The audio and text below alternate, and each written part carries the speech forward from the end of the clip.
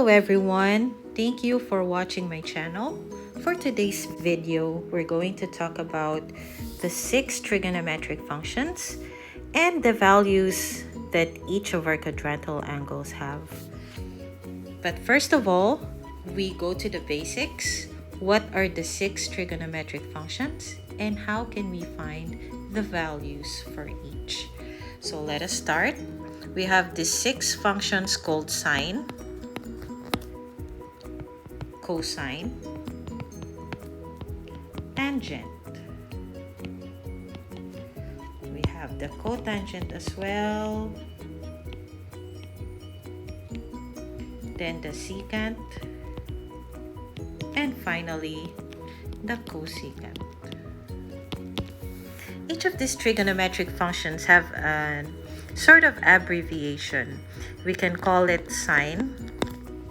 And we will put here an angle. We will use the theta character to symbolize our angle. For cosine, we can just put cos and then theta.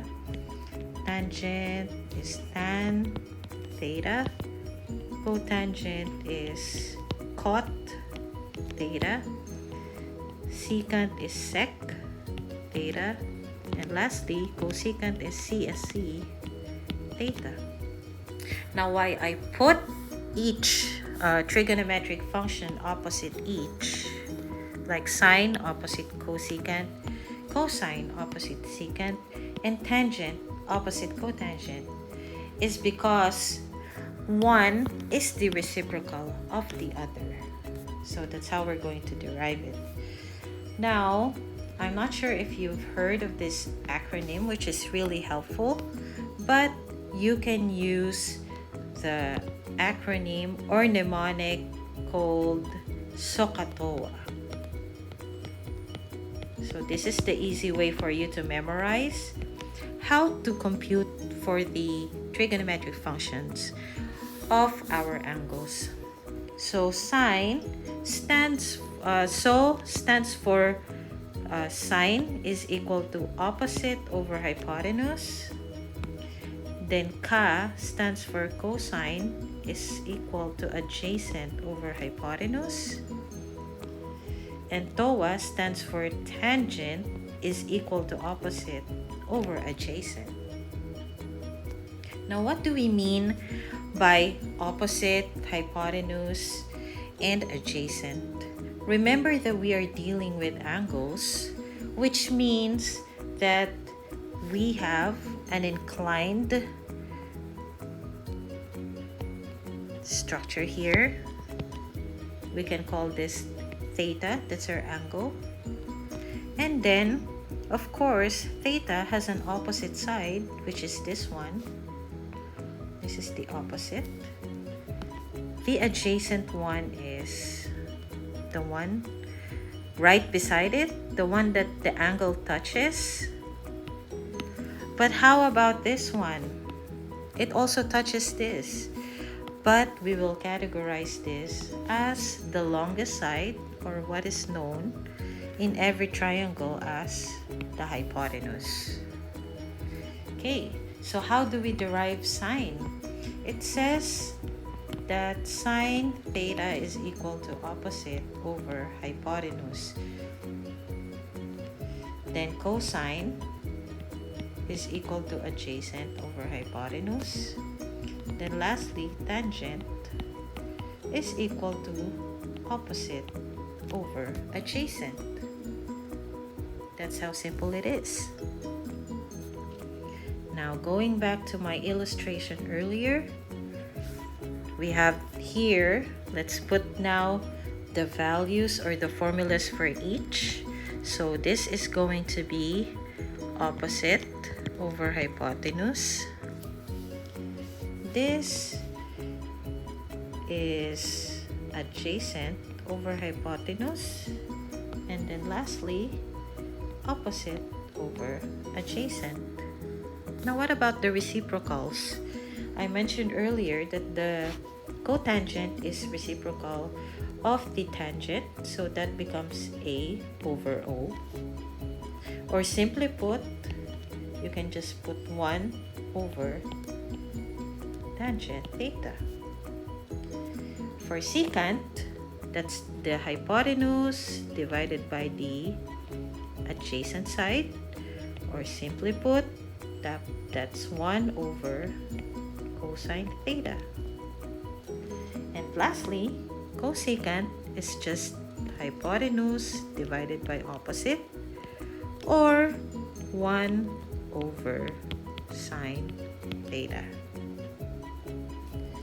So those are the formulas that we need to keep in mind, and the rest will be easier for us to derive. Now back to our real topic, the quadrantal angles. So when we say quadrantal angles, these are the angles that actually touch the sides of the quadrants. So what are the quadrants? I'm going to draw a Cartesian plane. So we have the x-axis and we have the y-axis. If I want to illustrate 0 degree, keep in mind that this is the center or the vertex of our angle. So all our angles should be coming from this point. If I want to describe 0 degree, then it's going to be this one. So the side will be touching the x-axis. 0 degree is also equal to 360 degrees because you're going full circle, which is equivalent to 360 degrees. Now, if your angle is 0 degree or a plain horizontal line, your opposite value will automatically be 0 because there is no length, right? That's 0. What about your adjacent? Let's say that this constitutes 1 unit, then 2, and so on. Let's put it here to be easier. Now, if this is 1, then your adjacent will be equal to 1. The hypotenuse can easily be derived. The formula for our hypotenuse is h squared equals to opposite squared plus adjacent squared. Remember the Pythagorean theorem? A squared plus b squared is equal to c squared. So that's how it also works in our angles. You just follow the Pythagorean theorem and you should be able to find the value for the hypotenuse. So in this case, you have h squared is equal to opposite, which is 0 squared, plus adjacent squared, or 1 squared. H squared is equal to 1, which means that the square root of h is also 1. So we have the hypotenuse equal to 1 as well.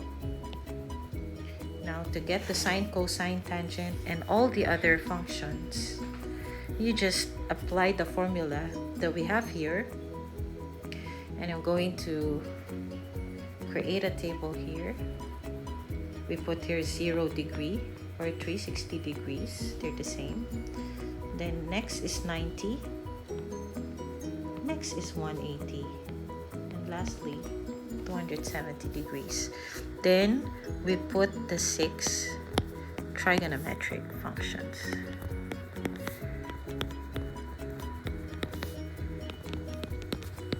Remember here that as long as you have the values for the first two and 0 degree, then you can derive the remaining values. That's how fun this is. All you need to do is to get the values for sine and cosine of 0 degree. Then you can fill out all the rest. Now, we have here the values, right?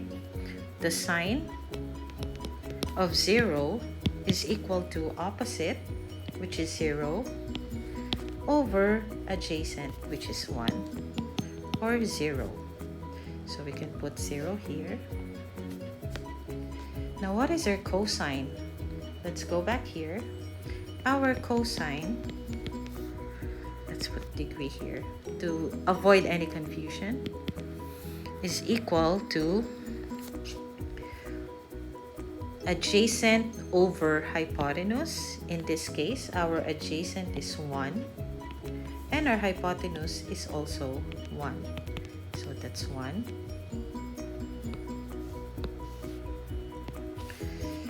Now our tangent,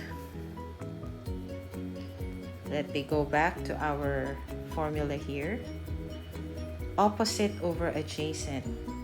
In other words, that is also equal to sine theta over cosine theta.